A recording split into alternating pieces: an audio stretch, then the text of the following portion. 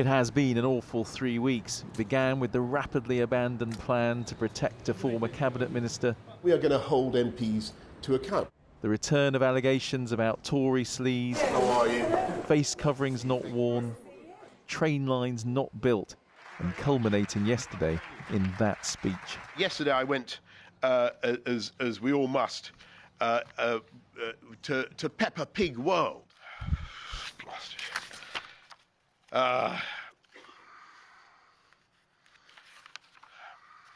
Forgive me.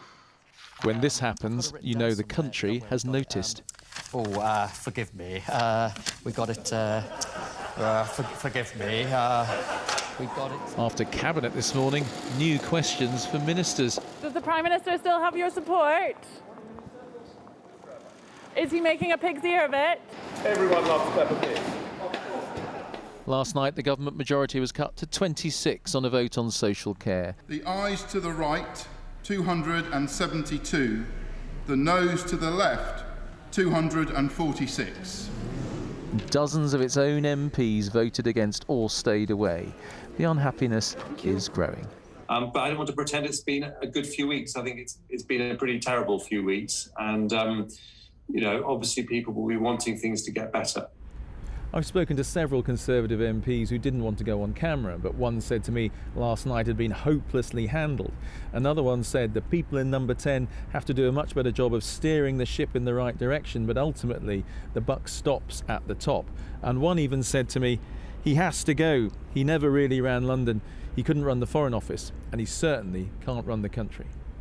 That last one is not a widespread opinion, but this former number 10 insider and advisor to Boris Johnson has this advice for her old boss. I'd be saying don't lose your head over this.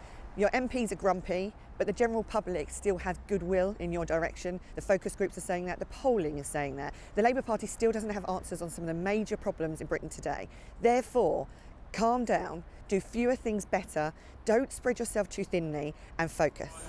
Easier said than done when the job's relentless. This afternoon, he was welcoming the Israeli president. He is still in charge.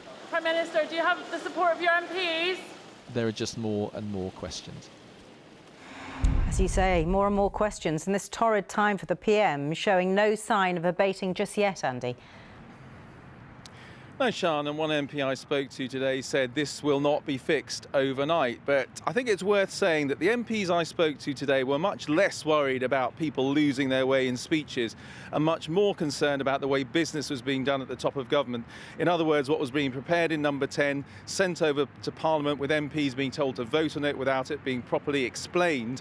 And then there was always the possibility that you'd get a screeching U-turn within 24 hours. And I think if Boris Johnson can get some grip on that, get some focus on how business is being done at the very top of government, that will go a long way towards reassuring some people who are undoubtedly some very jittery MPs in the building behind me.